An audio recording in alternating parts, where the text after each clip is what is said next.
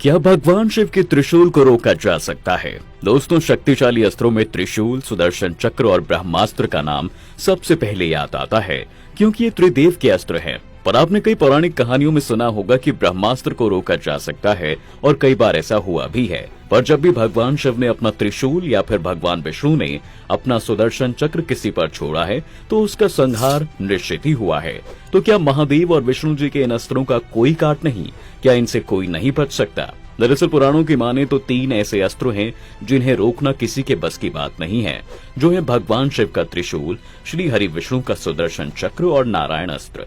नारायण अस्त्र भी भगवान विष्णु का ही अस्त्र है। कहते हैं नारायण अस्त्र से तभी बचा जा सकता है जब शत्रु इसके सामने खुद को सरेंडर यानी आत्मसमर्पण कर दे। वहीं एक तथ्य में यह भी कहा जाता है कि त्रिशूल और सुदर्शन चक्र एक दूसरे को रोक सकते हैं, लेकिन इसके अलावा इन्हें रोकने की क्षमता किसी में नहीं है। यही वजह है दोस्तों कि महादेव और विष्णु जी के ये अस्त्र ब्रह्मांड में सबसे शक्तिशाली माने जाते हैं, क्योंकि इनमें इतनी ताकत है कि ये एक बार में ही सारी सृष्टि का तहस नहस कर सकते हैं।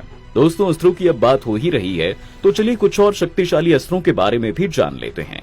सबसे पहले बात करते हैं ब्रह्मा जी के अस्त्र ब्रह्मशिरा की। दरअसल ब्रह्मशिरा का अर्थ है ब्रह्मा जी का सिर। जिस तरह ब्रह्मास्त्र में ब्रह्मा जी के 4 सिर होते हैं, वैसे ही ब्रह्मशिरा में भगवान ब्रह्मा के 5 सिर होते हैं। ये काफी हद तक ब्रह्मास्त्र जैसा ही विनाशकारी है। महाभारत काल में इसका प्रयोग करना सिर्फ श्री कृष्ण, द्रोणाचार्य और अर्जुन को ही आता था। वहीं अश्वत्थामा इसे आधा चलाना जानता था। अगर बात अमोघ अस्त्र की करें तो इसकी गिनती महाविनाशकारी अस्त्रों में की जाती थी। इस अस्त्र की खासियत ये थी कि इसका इस्तेमाल केवल एक बार ही किया जा सकता था। ये अस्त्र इंद्रदेव के पास था, जो उन्होंने महारथी कर्ण को कवच कुंडल के बदले दिया था। इसके अलावा भगवान शिव का पशुपतास्त्र भी बेहद शक्तिशाली और भयानक अस्त्रों में से एक था।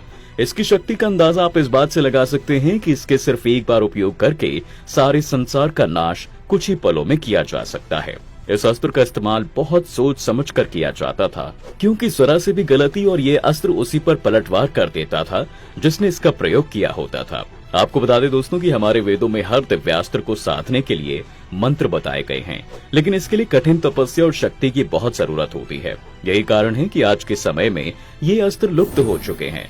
कहा जाता है आज के समय में मनुष्य में इतनी क्षमता नहीं है कि वो तपस्या के बल पर इन अस्त्रों को प्राप्त कर सके, और न ही उनमें इतना विवेक है कि वो सही समय पर इसका इस्तेमाल भी कर सकें। यही वजह है कि आज के समय में बंदूक का लाइसेंस बनवाने में भी कई तरह की कागजी कार्रवाई की जाती है, क्योंकि पता नहीं कब कौन कहां इसका इस्तेमाल कैसे करते। तो दोस्तों, ये तो हुई शक्तिशाली अस्त्रों की बात, पर क्या आपने कभी एक बात पर गौर किया है?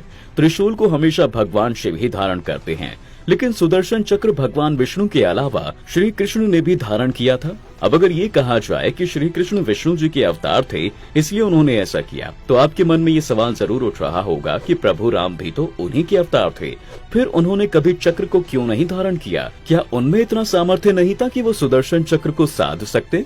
चलिए आपको इन सवालों के जवाब भी दे देते हैं। दरअसल दोस्तों, श्री राम ने त्रेता युग में एक मनुष्य रूप में जन्म लिया था। उन्होंने हर उस मर्यादा को निभाया जो मानव जीवन के लिए बहुत जरूरी थी, इसलिए वो मर्यादा पुरुषोत्तम श्री राम कहलाए। इंसानी शरीर में अगर वो दिव्य अस्त्र को धारण करते तो इससे समाज पर गलत असर पड़ता, जबकि उनका उद्देश्य तो ये सिखाना था कि कैसे मर्यादा में रहकर अपना कर्म किया जाता है।